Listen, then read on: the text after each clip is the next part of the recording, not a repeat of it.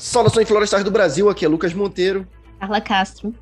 Joyce Romero. Raul de Paula. E hoje a gente vai falar sobre intercâmbio na engenharia florestal. O certo seria eu falar saudações florestais do Brasil e do mundo, então nesse caso, né, que estamos aqui com 3 correspondentes internacionais para falar sobre engenharia florestal e a atuação deles em diferentes países, né? Cada um está num país, nós vamos falar muito sobre isso aqui. Então fica aí que esse podcast está incrível.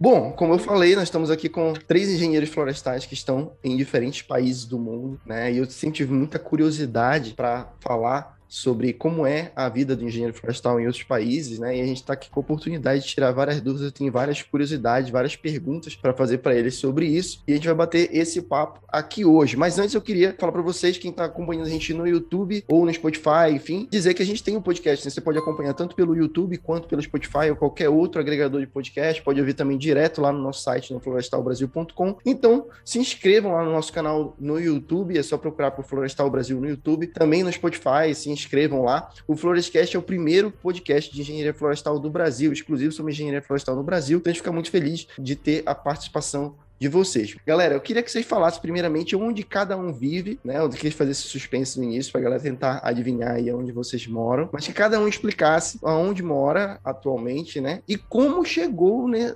aonde vocês estão. Então, eu tô na Noruega.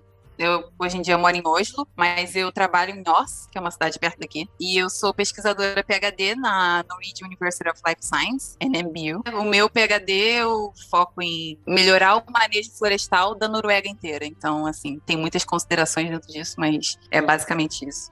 Então, meu nome é Carla Castro, como eu disse, eu hoje moro nos Estados Unidos e trabalho como Tree Improvement Specialist aqui, num programa de melhoramento de pinos na Carolina do Sul, mas eu vim de uma forma meio aleatória para cá, não vim diretamente para trabalhar na nossa área, não. Eu sou formada em engenharia florestal, né, na UFV, fiz o meu mestrado em genética e melhoramento lá também, e vim para os Estados Unidos, na verdade, para trabalhar como au pair, para cuidar de criança, para melhorar meu inglês. E aí, estando aqui já no país e com toda aquela questão da pandemia acontecendo, apesar daquilo, apareceu a oportunidade de trabalhar na nossa área e deu tudo certo. E aí depois eu posso falar com mais detalhes sobre como foi essa transição.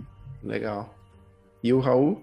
Então, eu tô na Suécia, numa cidade que chama Umeå, bem no norte da Suécia, e o caminho que eu vim parar aqui também é um pouco longo, né, que eu saí do Brasil para fazer mestrado, fui para Finlândia, fiz 1 ano lá, fiz o 2º ano na Espanha, agora eu tô fazendo um doutorado aqui em sensoriamento remoto. Basicamente isso, eu trabalho com LiDAR, né, desde a graduação, continuo no mestrado e agora no doutorado tô dando continuidade também. Quase um mochileiro, né, fazendo o esquema de mochileiro, estudante. Legal, cara. Pô, muito bacana. A gente tá num fuso horário, então você já percebeu que tá num fuso horário bem diferente, né?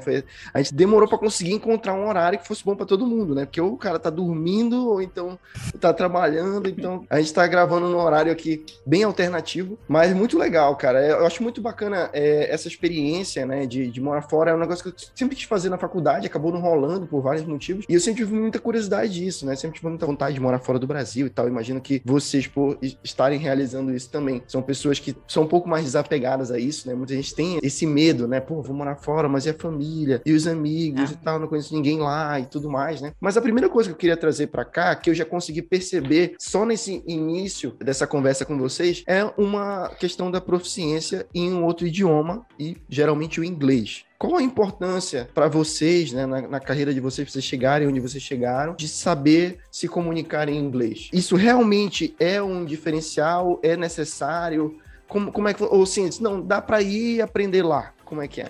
Cara, isso é muito importante. Pelo menos, assim, na minha experiência, eu melhorei o meu inglês quando fiz Ciência Sem Fronteiras, né? Que foi para os Estados Unidos. Mas, assim, o mestrado, que foi igual ao do Raul, que eu vim com a bolsa pela União Europeia, só que fui para a Espanha e para a Itália. Mesmo fazendo mestrado, assim, na Espanha e na Itália, os caras pediam inglês. Então, qualquer mestrado que eu saiba, que seja, sei lá, na China, no Japão, aqui na Noruega, vai pedir inglês. Então, se a pessoa tem o sonho de trabalhar fora, não só para floresta, para qualquer outra coisa, tipo, inglês eu acho que é essencial. E existe mesmo esse negócio de todo mundo na Noruega realmente fala inglês mesmo? Assim, você pode comprar um pão e pedir pão em inglês pra pessoa e ela vai te dar o pão? Pode, ou não? na Tipo, ela vai Espanha ficar não. te olhando assim, mano... Na Espanha, não. Na Espanha e na Itália não mesmo, mas a gente tem sorte de falar português, né? Na Espanha a gente conseguia se virar. Ah, dá uma enrolada, faz um portunhol. Sim, exato. Mas né, eu também na Finlândia, tanto na Finlândia como na Suécia, eu também tive essa impressão. Pelo menos as pessoas mais jovens, assim, por mais que elas às vezes tenham vergonha de falar e não falem muito, mas pelo menos elas entendem tudo que você fala. Pelo menos isso é um ponto bom. Pra Carol, hoje não precisa perguntar, né, se o pessoal fala inglês, que ela mora nos Estados Não, com certeza. Mas a questão é que a minha experiência é bem diferente da Joyce e do Raul, né? Porque eu vim para os Estados Unidos para melhorar o meu inglês. Então, eu estava terminando meu mestrado. Na verdade, eu estava no meio do mestrado quando eu comecei a me planejar para vir. E eu já sabia que o meu inglês não era fluente, sabe? Que talvez eu teria dificuldade de me introduzir no mercado de trabalho por não ter inglês fluente ainda. E ter insegurança para me comunicar, por nunca ter saído do Brasil até então. E aí, eu comecei a procurar sobre programas de intercâmbio para poder vir, nem que seja por 6 meses, 1 ano para outro país. Só que a questão é que intercâmbio é caro. E eu não queria dar um custo, né, muito alto para minha família e tudo mais. E nesse período eu achei o programa de au pair, que não é nada relacionado com a nossa profissão, mas ele é muito barato comparado aos outros programas. E esse programa eu conseguiria pagar até mesmo com a minha bolsa de mestrado, os próprios custos. O au pair é para meninas e também para homens, né, que têm experiência com crianças, porque você vai para um outro país para cuidar de criança, você mora com uma família americana durante 1 ano ou 2, e você não tem custos com aluguel, né, obviamente, porque você mora com a família, alimentação, você recebe para cuidar das crianças, tem benefícios, por exemplo, como carro para você dirigir pelos lugares no país, curso de inglês. Então, assim, é um programa que não é caro comparado aos outros. Eu gastei mais ou menos uns R$5.000 para poder vir para cá. Só que se você comparar com outros programas e todos os benefícios que o programa do au pair oferece, eu acho que compensa muito. Então, assim, eu vim com essa dificuldade do inglês. Quando eu vim pra cá, meu inglês não era fluente, então eu passei muito aperto no início para me comunicar realmente, para aprender. Mas, assim, estando aqui e morando com americanos, não tem como. O inglês melhora muito rápido, porque você é forçado o tempo todo a estar se virando. Então, eu senti que em uns 6 meses, assim, meu inglês já tinha melhorado muito bem. E nesse período surgiu essa oferta de emprego aqui na minha área, né, na área de melhoramento florestal, até mesmo por um professor que me orientou em Viçosa, no Brasil. E aí, quando eu vi a oportunidade de trabalhar aqui, eu agarrei, né, porque eu falei assim, nossa, é uma oportunidade única. E aí eu fiz a entrevista, entreguei todas as documentações, fui aprovada. Aí depois tive que passar pelo processo do visto, né, que aqui nos Estados Unidos é bem burocrático para conseguir visto de trabalho. Aí, assim, foi bem demorado, principalmente por causa da pandemia, mas deu certo. E, tipo assim, o que eu quero mostrar é que às vezes você não indo pelo caminho tradicional te abre portas, porque eu consegui por já estar no país. E outra questão é não ter medo de arriscar, sabe? Eu via a oportunidade, eu agarrei, eu tentei o processo seletivo, mesmo sem saber se daria ou não. Então, assim, é só mesmo para mostrar para as pessoas a irem atrás dos seus sonhos. Nossa, muito legal. Muito bacana, realmente, né? As pessoas pensam assim, talvez que só vai se conseguir já um emprego, se já for com o emprego já definido, ou então uma vaga de pesquisa, mas não, né? Você foi, a tua ideia era o inglês e deu certo, né? Deu super certo. A minha intenção, a princípio, era voltar para o Brasil, sabe? Eu não imaginaria que eu conseguiria ficar aqui de jeito nenhum, muito menos dessa forma, mas a vida abre portas, né? E a gente tem que agarrar. Legal. Bom, a Joyce e o Raul, pelo que eu percebi, começaram no intercâmbio ainda na faculdade, pelo que eu entendi, né? E foram pulando de país em país, de oportunidade em oportunidade, tipo tatuagem, né? Que a pessoa faz a primeira e aí não consegue parar, né? E eu vejo muito isso, né? Eu tenho alguns amigos também que fizeram em outras áreas, outras profissões também que fizeram intercâmbio e não voltaram, né? Porque eu acho que é difícil, realmente, a pessoa às vezes vai, não, eu vou porque eu vou enriquecer meu currículo e depois eu volto que eu vou ter emprego em qualquer lugar. Isso é o que as pessoas meio que colocam como um senso comum, assim, né? Vou fazer intercâmbio para enriquecer o currículo. Mas, na verdade, são tantas oportunidades, né, que vão aparecer sendo que talvez a pessoa nem ache mais interessante voltar, já até se acostumou, né? Como foi a experiência de vocês de sair? A Carol já explicou como ela foi, né? Que ela foi para um motivo. Vocês já queriam isso, realmente ir estudar e trabalhar fora do Brasil? Já era um objetivo de vocês desde a faculdade, não? Eu vou falar por mim, porque eu sei que o Raul morava perto de Viçosa, mas todos nós, a gente se formou em na UFV, né? Eu sou do Rio, então, assim, desde os meus 18 anos eu já saí de casa. Então, eu acho que pra muita gente isso já é, tipo, difícil, largar os pais. Mas, eu acho que pra maioria das pessoas que moram em Viçosa, isso acontece, tipo, naturalmente, porque você tem que fazer faculdade. Então, ir pro intercâmbio não foi tão difícil, porque foi o Ciência Sem Fronteiras, no caso, né? Era 1 ano e 4 meses que eu ficaria no Ciência Sem Fronteiras. E depois eu saberia que eu ia voltar. Então, tipo, eu só via meus pais de 6 em 6 meses, porque eu ficava em Viçosa e eles moravam no Rio. Então, se alargar 1 ano e 4 meses, é tranquilo. Tipo, não vou ficar com tanta saudade, assim. No final das contas, largar da família, largar do país, não foi tão difícil pra mim, porque eu já tinha largado há muito tempo, entendeu? Para mim é diferente de novo, porque eu sou Viçosa, me formei em Viçosa, então até concluir o mestrado eu ainda estava morando com meus pais. Então, assim, o fato... Não foi a primeira vez que eu saí de casa, quando eu vim para cá, porque eu já fiz estágio em uma empresa, né? Até mesmo a mesma empresa que o Brasil, que o Raul já fez estágio. Então, a Joyce e o Raul já nos conectamos várias vezes na nossa vida, né? De certa forma. Mas, enfim, quando eu vim para cá, foi o tempo mais longo, assim, que eu fiquei fora da família, longe de todo mundo. E ainda mais com essa questão da pandemia, né? Eu acho que ter passado esse período de pandemia fora do Brasil foi um desafio, pelo menos pra mim. Mas, assim, eu acho que se as pessoas são muito, né, ficam com essa insegurança de sair por serem muito ligados à família, eu acho que, assim, a oportunidade de estar fora do país não é nem só para aprender inglês. A gente aprende muito mais do que isso, sabe? Aprende a se virar sozinho, a lidar com dinheiro, a lidar com situações difíceis, conhecer outras pessoas de outras culturas. Então, eu acho que, assim, a ligação com a família, você vai sentir saudade. Eu acho que isso aí é muito difícil falar que a gente não sente. Mas você vai aprender tanta coisa que no final das contas você vai ver que vale a pena, sabe? Que é muito melhor do que se limitar só pra ficar ali ligada à sua família o tempo todo. Então, eu acho que é isso. Lucas, deixa eu só te dar um toque. Você já falou 2 vezes Carol, só que é Carla.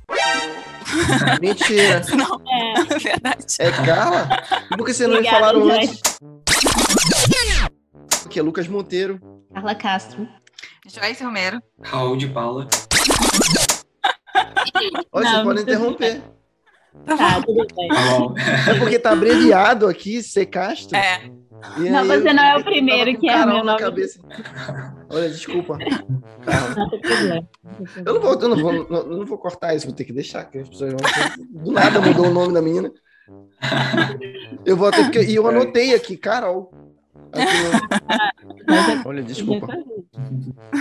Tá, valeu aí, Jéssica. Carol Castro é atriz da Globo. É verdade. É nisso que você tava pensando. É tipo no subconsciente, né? É. Pode ser. Então, Carla Castro, ok. Beleza.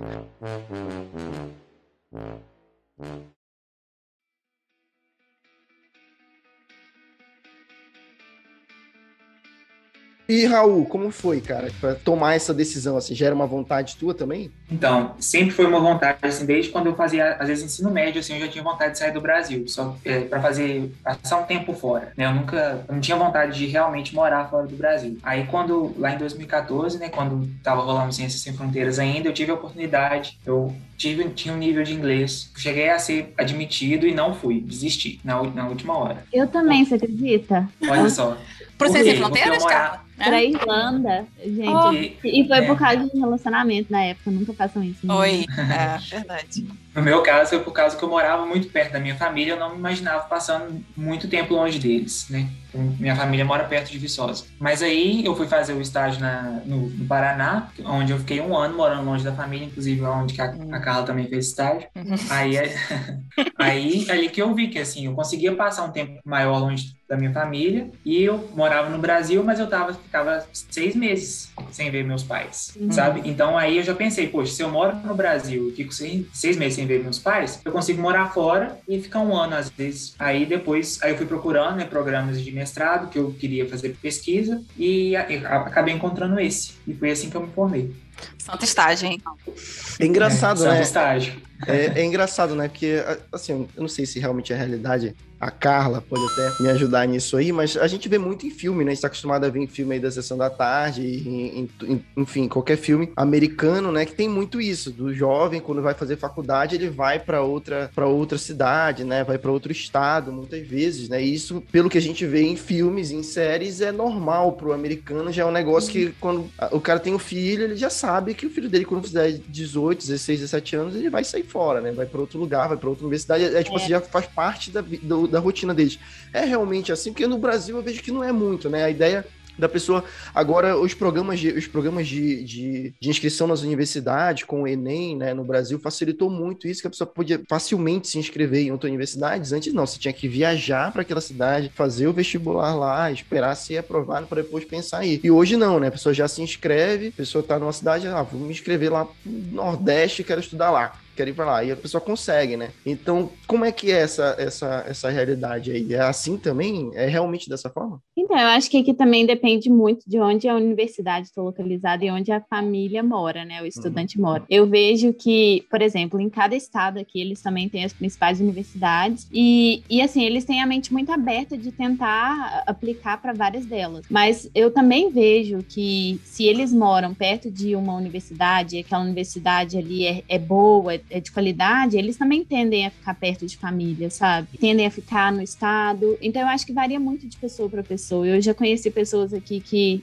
se mudaram logo na faculdade, muitos jovens, né? E muitos se mudam depois de conseguir um emprego. Então, às vezes, eles se formam perto ali, mas aí eles têm essa facilidade de conseguir emprego em estados diferentes e mudarem. Eu acho que eles têm a mente muito aberta para mudanças, assim, de localização, sabe? Então, isso é muito comum aqui. Como vocês escolheram, a Joyce e o Raul, como vocês escolheram a universidade que vocês iam aplicar para...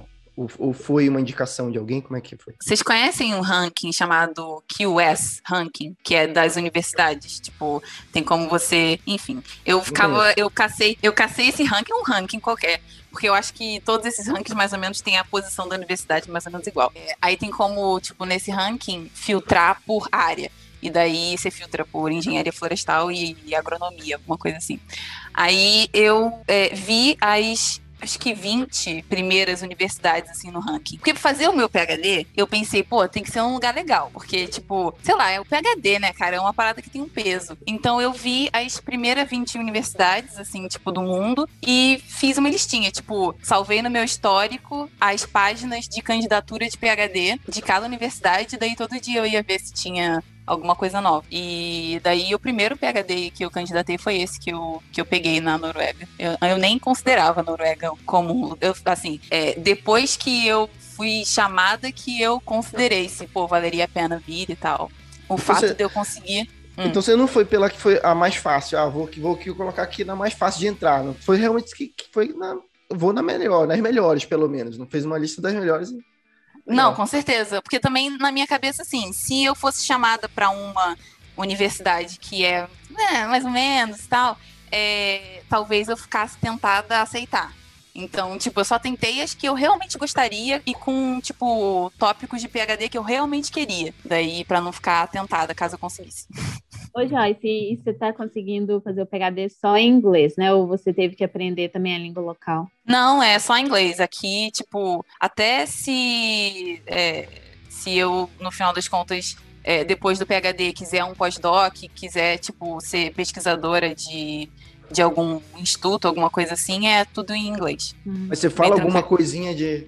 Tô aprendendo, norueguês, tô aprendendo. Olha só. Legal. E tu, Raul, como tu escolheu a universidade? Então, no mestrado, eu sempre quis trabalhar com sensoriamento remoto. Então, no mestrado, esse foi o meu critério. Eu via que tinha vários pesquisadores que eu gostava muito, que eu acompanhava muito, assim, lá na Finlândia, nessa universidade que eu fui, e coincidentemente tinha bolsa lá. Então, juntou a fome com a vontade de comer, né? Uhum. Aí eu fui, consegui passar e fui. E pro PhD foi parecido com a Joyce, assim. Eu vi os lugares que eu gostaria de ir, que eu queria ir, que tinha pesquisa no que eu gostaria de fazer e fiquei buscando projetos que eu pudesse me encaixar. Aí deu certo aqui na Suécia. Legal.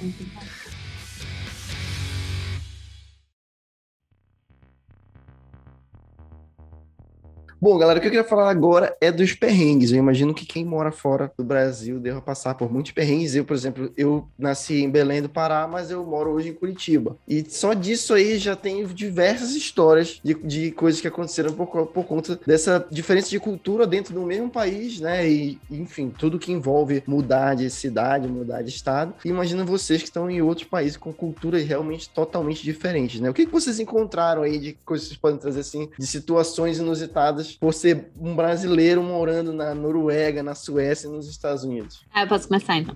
Pode. Olha, eu vou te falar que, como eu comecei aqui como au pair, a vida de au pair em si já é um perrengue, sabe?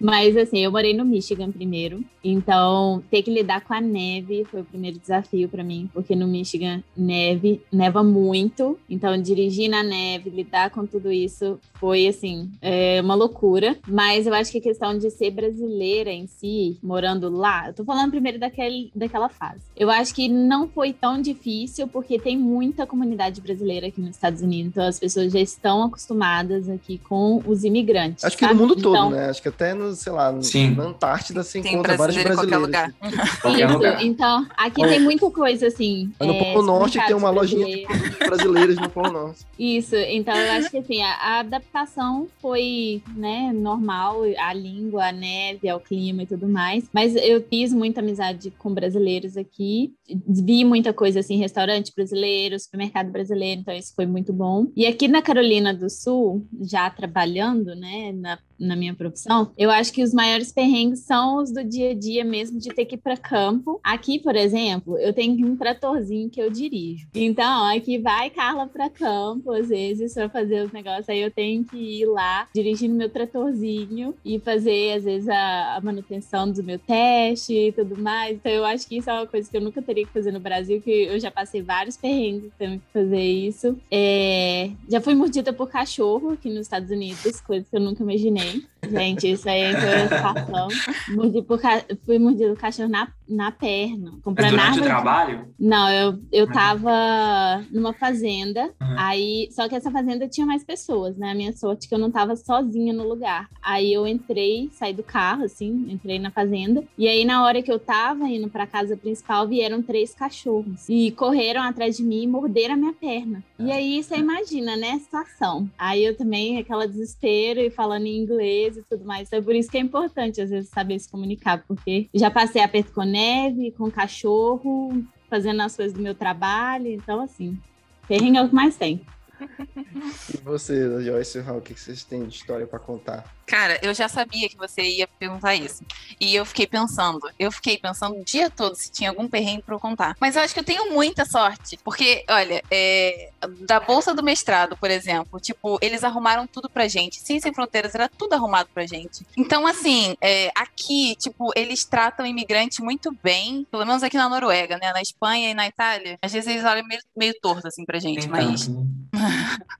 Mas na Noruega, tipo, eles tratam a gente muito bem. Então, eu não, sinceramente, não consegui pensar em nenhum perrengue. Nem da comida, a comida, por exemplo, não tem uma diferença de cultura em relação à comida? Tem, mas eu me adaptei, tipo, olha só, eles comem aqui, eles não almoçam comida quente. Eu acho que na Suécia é a mesma coisa, né, Raul? Não, que eles almoçam, é que eles comem. Eles comem? Nos Estados Unidos. Aqui é um sanduba, sei lá, talvez uma fatia de pizza, uma salada, é uma coisa rápida. O que eles comem de quente é no jantar. Exato. E isso é muito ruim mesmo.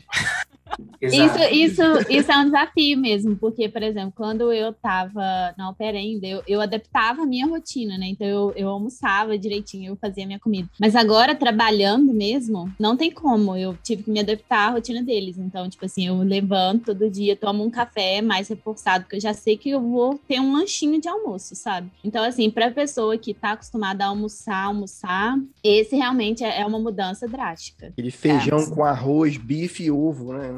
Você não acha isso em restaurante americano, por exemplo. Você acha isso em restaurante latino aqui. Mas restaurante americano, você nunca vai achar aquele prato com arroz, feijão, bife, batata frita, não. A alimentação é muito diferente aqui. Eu também, eu acho que eu tive uma experiência parecida com a da Joyce, de novo, que eu também... Quando eu vim pra cá, tinha, tipo assim, a gente tinha uma mãe no nosso programa de mestrado que fez tudo pra gente. A gente só tinha vai no banco, agora depois você vai lá na prefeitura.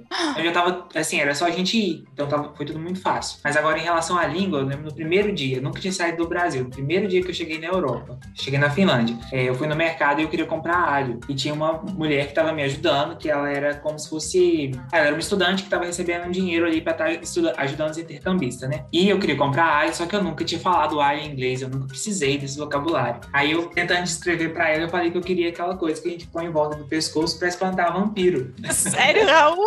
Sim, e funcionou.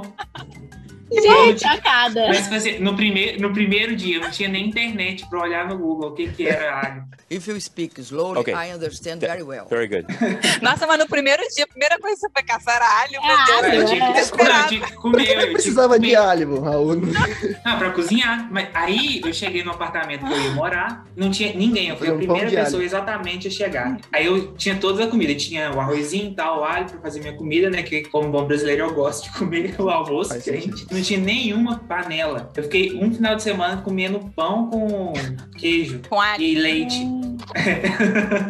Não tinha nem faca pra eu picar o alho, Joyce. Ainda sorte que eu comprei uma mussarela Coitado. fatiada. Gente, tadinho, que dó, gente. E eu tava lá na Finlândia e, tipo, meio que o negócio tava... Eu morava um pouco afastado e tal, não tinha bike. Aí eu falei, vou esperar. Aí no domingo à noite chegou o flatmate, né, e ele me emprestou uma panela, um negócio assim, que ele tava trazendo. Gente, esse é um perrengue, viu? Vou te falar. Meus perrengues. Então você já sabe, galera, se for mudar de país, primeira coisa, faça um checklist com as principais palavras, alho, cebola, em inglês. Exato. Temperos, bem importante. Traz uma faca na mochila pra mim. Nem que seja de plástico. Não, tô brincando, de plástico. Não- De metal não vai passar no aeroporto. Na hora que você for no McDonald's, você pede uma faca. Aí, madeirinha. Galera, assim, vocês falaram, né? Acho que a maioria tentou Ciência Sem Fronteiras, né? E tem essa experiência, é um programa realmente muito bom, né? Não sei como é que tá agora, eu acho que deu uma parada quase que 100%, né? Infelizmente, mas realmente era excelente. Conheço várias pessoas que se aplicaram no Ciência Sem Fronteiras e conseguiram, né? E era realmente, eu acho que foi um dos melhores programas que já teve relacionados à educação no Brasil, né? O Ciência Sem Fronteiras. Eu espero que um dia retorne. Quais as dicas que vocês têm hoje para as pessoas, né? A Carla deu uma dica muito boa, né? Que é de repente ir por uma outra via, e hoje ela conseguiu trabalhar com a parte florestal, né? Ela trabalha na área dela, mas foi por uma outra via. Quais as outras dicas que vocês têm, assim, já que o Ciência Sem Fronteiras está parado, pelo que vocês veem aí, para a pessoa que quiser ainda hoje, eu quero fazer um intercâmbio, quero trabalhar fora do Brasil, qual a dica que vocês podem dar para a galera?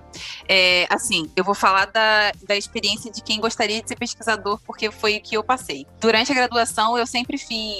Normalmente a gente faz, né? Tipo, iniciação científica, estágio em empresa, estágio em laboratório, faz um monte de matéria e tal. Mas eu sempre quis ser pesquisadora depois da graduação. Queria o mestrado realmente, eu já ia fazer no Brasil se eu não conseguisse aqui na Europa. E eu depois queria fazer doutorado para ser professora, porque é isso que eu quero ser. Então, eu acho que uma dica boa para quem quer seguir carreira como pesquisador é, durante a graduação, pegar um tópico que você gosta e publicar em uma revista internacional, porque isso vai te abrir portas para um mestrado fora. Então, assim, é muito importante publicação. Eu acho que é tão importante quanto o inglês, porque mostra que você, enfim... Escrever tecnicamente sobre a sua área, né? Isso. Exato, pois é. Então, em inglês, principalmente, porque daí vai ser um jornal internacional, né? Então, eu acho que isso, para quem quer ser pesquisador, é muito importante. Ter alguma publicação em jornal internacional. Eu acho que pelo que tu tá falando, eu acho que também desculpa te cortar, Rô, mas acho que pelo que tu tá falando também, se planejar já desde a graduação,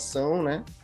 Mesmo, vou esperar eu terminar a graduação para eu ir atrás de um mestrado fora. Mas já se preparar desde a época da graduação, não ficar esperando terminar ou pros últimos semestres, vou esperar abrir uma vaga para eu poder fazer alguma coisa. Então você já tinha esse objetivo, você foi trabalhando para isso desde a graduação, né?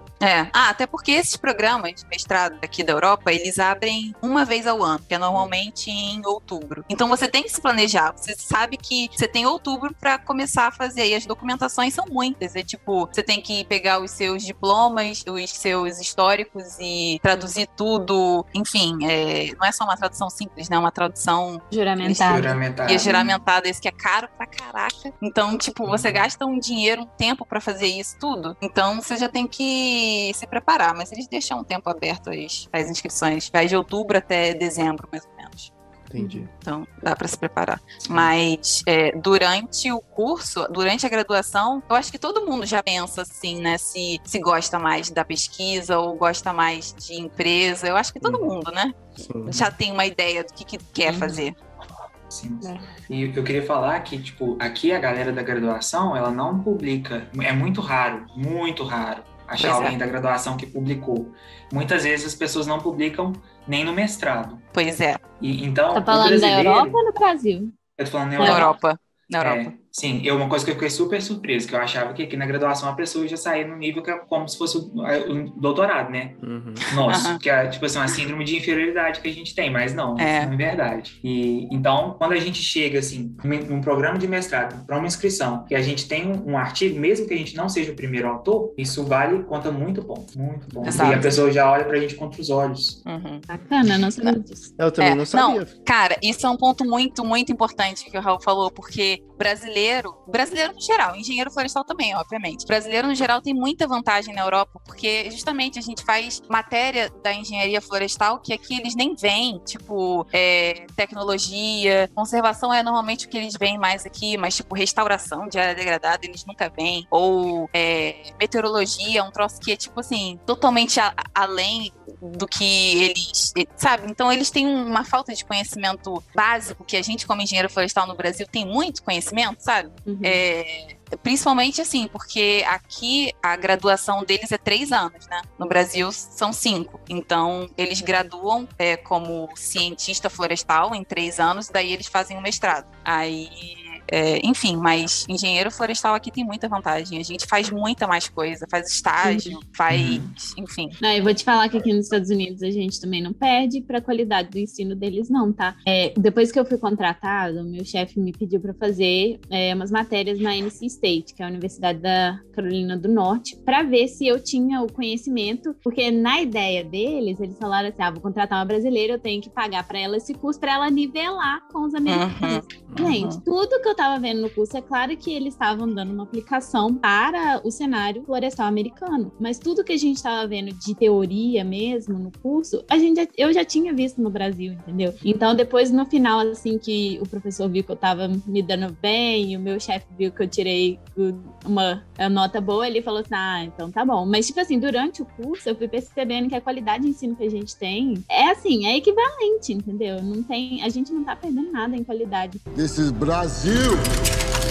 Eu acho assim, que pra mim o que contou muito foi as experiências de estágio que eu tive, porque isso me deu uma experiência mais prática, porque aqui, por exemplo, principalmente porque eu faço hoje, eu trabalho com melhoramento e é um pouco operacional, porque aqui eles fazem muita ligação entre empresa e universidade. Então, por exemplo, a parte do melhoramento, que é mais ligada à pesquisa, análise de dados, eles pedem para a NC State fazer, porque eles têm uma cooperativa, sabe? Então, as empresas aqui tendem a centralizar essa parte mais analítica para as universidades, para estudantes de PhD e tudo mais. E aí a parte mais prática mesmo, de supervisionar os testes, poder coordenar as equipes que vão fazer as atividades, aí ela é a do engenheiro florestal. Então, assim, para a pessoa que quer vir trabalhar trabalhar aqui, tem que ter uma experiência prática. E eu nunca tinha trabalhado na minha área, mas eu tinha feito projetos, feito estágio. Então, assim, tudo que você faz aqui nos Estados Unidos conta. Aqui não tem dinâmica durante a entrevista, durante o processo seletivo, então não tem todas aquelas etapas que tem no processo seletivo do Brasil. É mais a entrevista que você tem que mostrar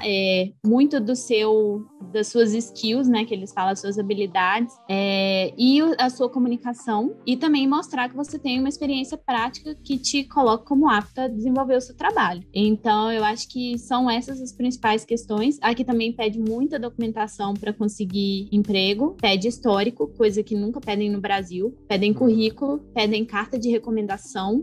E pedem cover letter. Eles pedem umas outras documentações complementares, mas não é nada de outro mundo, sabe? Acho que se a pessoa também se preparar, ela tiver um foco de querer trabalhar no exterior, e ela se preparar com antecedência, até me coloca à disposição a ajudar quem tiver interesse, é possível, entendeu? É possível. Mas outra coisa que eu quero falar, aproveitando, é rede de networking. Porque o que acontece? Como eles pedem carta de recomendação, se você não tiver pessoas mesmo que possam falar sobre o seu trabalho, sobre a sua experiência, seus conhecimentos, aí já não é possível. Porque eles me pediram, acho, 4. Então, você imagina a rede de networking que você tem que construir desde a graduação para você ter 4 boas cartas de recomendação. Então, isso também é uma coisa que, às vezes, como estudante, as pessoas não se atentam por não ficar ligada ali de fazer bons contatos com professores, com pessoas que já estão no mercado. Então, é só mais uma dica.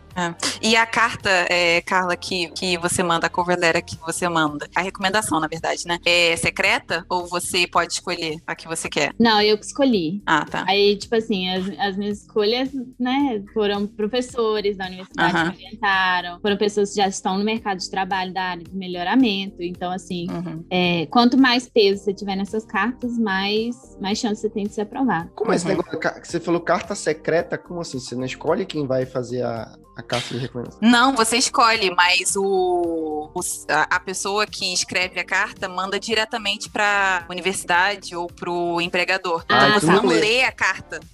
Então você não pode escolher, você não sabe se vão falar mal ou bem de você. Exato, isso aí é verdade. Você escolhe só a pessoa que vai escrever a carta, mas não sabe o que a pessoa escreveu. Inclusive, o meu chefe ligou para cada pessoa, porque nessas cartas eles colocam os contatos. Ele ligou para cada pessoa que mandou a carta e conversou com elas, para confirmar que a informação era verídica e tudo mais. Então, tipo assim, não foi um processo tão fácil assim como parece, sabe? Foi um processo que me deixou bem ansiosa, né? Estressante, né? A questão de olhar histórico, avaliar currículo, eles avaliaram minuciosamente. Mas assim, eu achei mais tranquilo, porque foi uma coisa que eu consegui fazer totalmente à distância, sabe? Então eu achei que, tipo assim, por mais que tivesse todo esse estresse do processo, eles não pediram pra eu vir aqui na Carolina do Sul e tudo mais. Então, pra mim, isso facilitou muito por deixarem fazer tudo online. Mas acho que isso foi por causa da pandemia, né? Ou isso normalmente eles fazem mesmo? Não, eu acho que eles fazem assim. Aqui eles são bem flexíveis. Eu acho que o processo para aceitação em trabalho aqui nos Estados Unidos é bem tranquilo, comparado ao do Brasil, sabe? Nesse sentido de eles olharem esses documentos que eles requerem e deixarem a entrevista ser online, dão mais liberdade para a pessoa que está sendo testada, né, no processo seletivo. No caso, pelo menos do meu PhD, eles também fizeram tudo online. Então a gente só encontrou quando eu já estava contratada. No meu caso também. Galera, queria que vocês explicassem um pouquinho, resumidamente, que eu acho que cada um deve fazer paradas bem legais, assim, mas eu queria que vocês falassem um pouco do trabalho de vocês, o que vocês fazem. A Joyce e o Raul com pesquisa, né, pelo que eu entendi, e a Carla trabalhando numa empresa privada, não é isso? Então, o que não é privada? Como é que é? Então, eu trabalho já começa explicando, então, que eu entendo. Tá o que tu faz? Porque, assim, eu imagino que eu sou engenheiro florestal e trabalho com nativas. Eu imagino que deva ser muito difícil se o cara me pegar assim, me puxar daqui, me colocar para eu trabalhar com nativas de clima temperado, eu vou ficar meio perdido. Até a questão da legislação, por exemplo, que muita gente não sabe, mas o manejo florestal de nativas tropicais, né, que eu trabalho na Amazônia, basicamente você tem que saber a legislação. Eu não sei de nada da legislação do Canadá, por exemplo, que a gente estava falando daquela série do Netflix, né, do Big Timber, Vida de Madeireiro. E, cara, eu olhando aquilo, ele falou, mas isso aí não é ilegal o que eles estão fazendo, saca? E pelo visto não, né? Senão não tava na Netflix, mas eu fico pensando assim, como eu trabalharia lá? Então eu teria que estudar muito sobre a legislação para eu fazer o que eu faço. Como é que é o trabalho de vocês no dia a dia? O que vocês tiveram que se adaptar? E o que de fato vocês fazem como engenheiro? Como vocês aplicam a engenharia florestal que vocês aprenderam no trabalho de vocês? Então você quer que eu comece? Pode começar. Então eu trabalho para uma agência pública estadual, florestal, na Carolina do Sul. É a South Carolina Forestry Commission.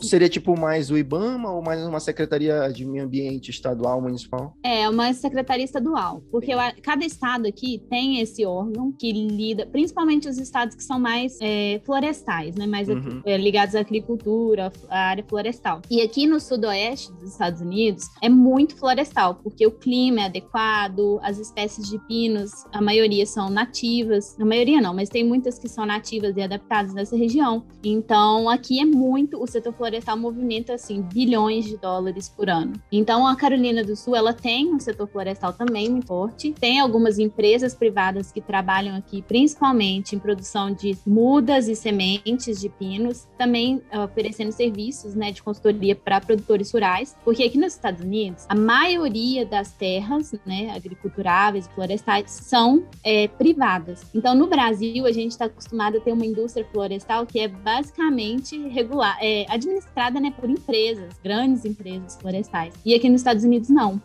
São os produtores rurais que têm a terra, eles plantam pinos para vender madeira para serraria e para papel e celulose, em sua maioria. São os dois maiores setores. Então aqui é um setor florestal totalmente diferente do Brasil. A forma que a gente trabalha é bem diferente, porque a gente trabalha pro produtor rural, não é para empresa privada. Então, essa agência pública, ela me contratou como Tree Improvement Specialist para eu guiar o programa de melhoramento de pinos que a gente tem. Então, aqui a gente tem o programa de melhoramento, né? Só que ele é ligado a uma cooperativa da NC State, que é a Universidade Estadual da Carolina do Norte, que também tem dentro dessa cooperativa outras empresas públicas e privadas do Sudoeste americano. Então, assim, tem muita gente envolvida nessa cooperativa e cada um tá ali manejando um programa de melhoramento dentro da cooperativa e todos nós estamos ligados por ela. Então, dentro dessa atividade de melhoramento, a cooperativa lida principalmente com a análise de dados e eles também administram,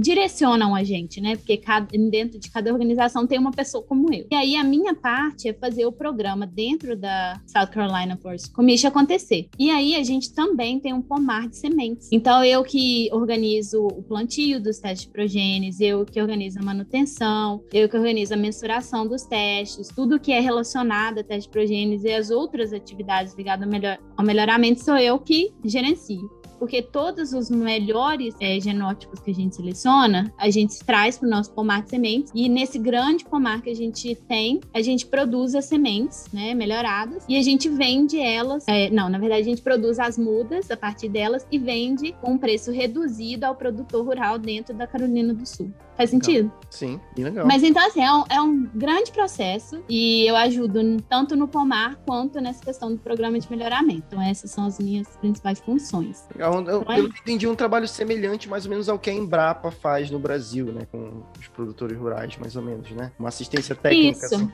Isso. Então, tipo assim, eu tenho muito contato direto com o produtor rural também, com consultores aqui do estado, principalmente para tanto divulgar, né, os genótipos que a gente tem como mudas para poder ser vendidos. Então, a gente faz essa divulgação direta com eles, explicando quais genótipos foram selecionados para a produção de muda e estão disponíveis para os produtores, quanto também para poder achar novas terras para plantar mais testes, porque o plantio de teste de progênio, ele requer várias características muito específicas. Então, assim, eu tô viajando pelo estado, eu já andei, assim, já dirigi, né?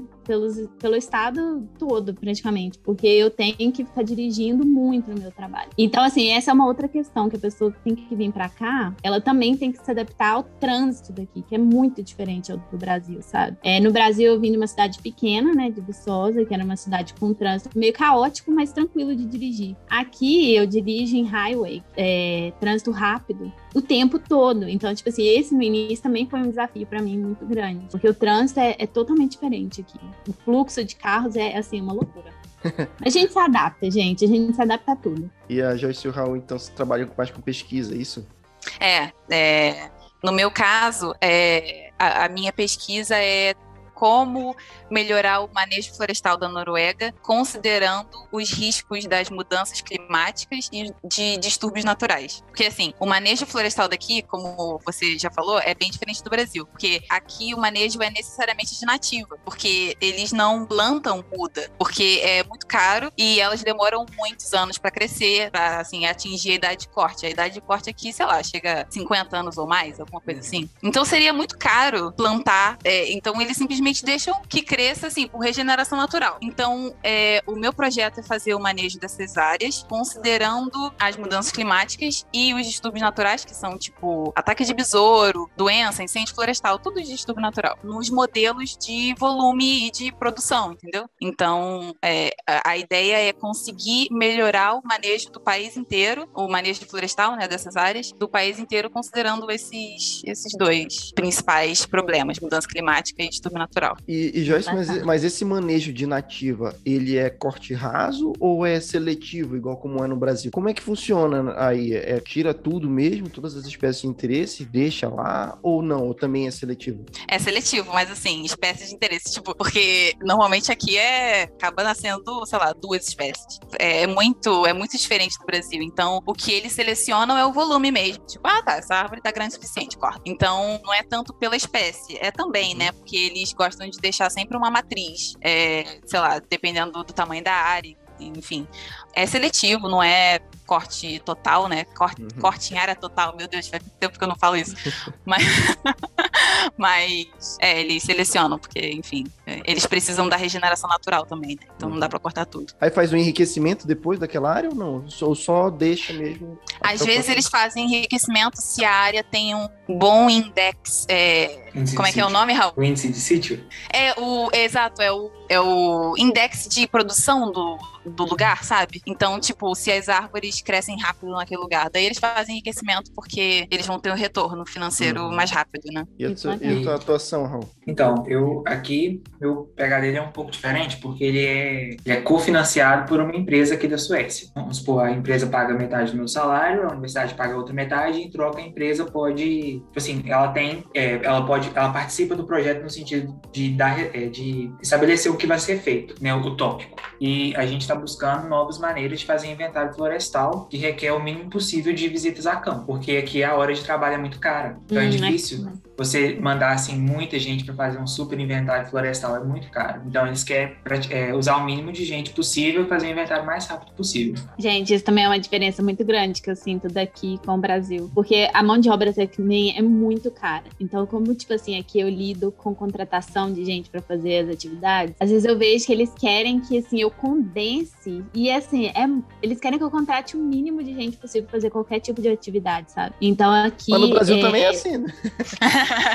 Eu sei, mas tipo assim, eu vejo que aqui... O mínimo possível e paga o mínimo possível também. Explora estagiário. Não, mas aqui o contratado em campo para fazer atividade ganha muito bem, tá? Então não é aquela questão do Brasil de exploração. Não falo que no Brasil é exploração, mas assim, é porque assim, aqui eu sinto que as pessoas que trabalham, porque é pago por hora, sabe? Então eu sinto que as pessoas que trabalham aqui em campo recebem muito bem, comparada aos outros trabalhadores normais. Então assim, quando a gente vai contratar alguma questão, tem que ser tudo minuciosamente planejado, porque não pode passar do tempo que foi calculado, sabe? Então, assim, eu vejo que aqui a gente tem que fazer muito mais atividades operacionais também por causa disso, porque aqui não dá pra ficar contratando todo mundo pra poder ficar fazendo coisas que às vezes simplesmente uma pessoa pode ir lá e resolver, sabe? Então, eu sinto que aqui tem mais limitação, porque eu vejo que os meus amigos que trabalham em indústrias florestais brasileiras na minha área, eles têm um time e tudo mais, sabe? Que eles orientam. E aqui não, eu tenho que contratar pra coisas específicas, pra aquele tempo, fazer tudo na correria. Não na correria, mas, tipo assim, no tempo limitado pra poder pagar o valor que é requerido. Então, esse é um desafio também que a pessoa que trabalha no exterior tem que lidar. Otimizar o máximo possível, né? O tempo e o custo. Custo, exato.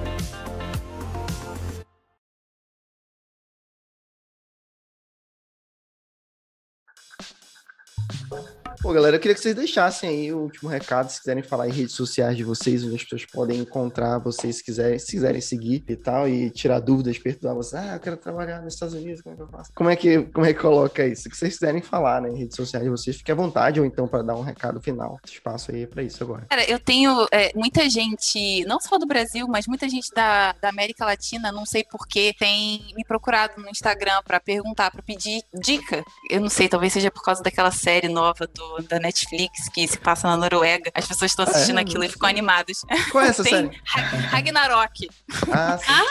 Sim. Eu nem gosto, mas enfim, as pessoas gostam, eu acho. E aí, enfim, se alguém quiser dica, principalmente assim, de mestrado e de PhD, de aplicação, né, dessas coisas, meu LinkedIn é Joyce Romero e o meu Instagram é joy.romeiro. Então, vai estar aí na tela. Só chamar. Gente, meu Instagram é carlacastro20, tá? Eu também estou aí disponível para poder solucionar algumas dúvidas. Eu sempre falo que vou perder a vergonha e poder falar um pouco mais sobre isso, porque as pessoas me procuram também para poder saber como foi o meu processo e tudo mais. Então, assim, se me mandarem mensagem diretamente, eu estou aí à disposição para responder qualquer questão. E, assim, como mensagem final, é falar que não vai ser fácil, sabe? Eu não quero, assim, romantizar a experiência no exterior, porque a gente passa por muito perrengue, muito desafio, mas assim, eu acho que é uma transformação tão grande que a gente vive como pessoa, como profissional, que vale muito a pena. Então, assim, se vocês têm aí a intenção, né, de ir para o exterior, se arrisquem e vivam isso, né, sempre quando possível, porque realmente vale a pena. Então, estamos aí. Meu LinkedIn é Raul de Paula Pires e meu Instagram é Raul Demudo, né, Raul Demudo Paula. Também me põe à disposição aí para alguém, se alguém quiser alguma dica de programa de mestrado, como sai do programa de doutorado, qual foi a minha experiência sobre inglês, qualquer coisa, pode entrar em contato que eu estou à disposição. E eu também faço das palavras da Carla minhas, né? Não é fácil, não é uma experiência que vai ser só flores, mas que com certeza dá muitos frutos e que compensa, né? Senão a gente não estaria aqui hoje. Eu diria que tem vantagens, assim, tão grandes e coisas que você nunca conseguiria fazer no Brasil, que, cara, não tem nem como querer voltar atrás, sabe? Porque é bom demais. Exato. Pô, galera, muito obrigado pela participação de vocês. É muito legal. Obrigado pela disponibilidade de vocês participarem aqui. Quem tá chegando agora no Florestal Brasil, se esse é o primeiro programa que você tá assistindo, já se inscreve no nosso canal lá no YouTube, Florestal Brasil. E sigam a gente também em todas as redes sociais, no Instagram, no Facebook. É só procurar por Florestal Brasil que vocês vão encontrar nas suas redes sociais. Esse podcast também vai estar no Spotify. Lá tem todos os outros podcasts, né, do Florestal Brasil lá no Spotify. A gente começou agora no YouTube, então tem poucos programas de lá, mas no Spotify tem todos os outros podcasts do Florestal Brasil. Então, muito obrigado para quem ficou até aqui. Compartilhem esse vídeo com seus amigos se você quer fazer um intercâmbio, se você já faz intercâmbio, se quiser mandar pra gente a sua experiência, se você mora fora do Brasil e trabalha ou estuda com engenharia florestal, manda pra gente também a sua mensagem que a gente lê no próximo programa, beleza? Então, galera, muito obrigado e até o próximo. Valeu! Obrigada. Obrigada, Lucas. Foi legal demais. Pô, legal, galera. Pô, muito Precisando, estamos muito aí. Obrigado, pessoal.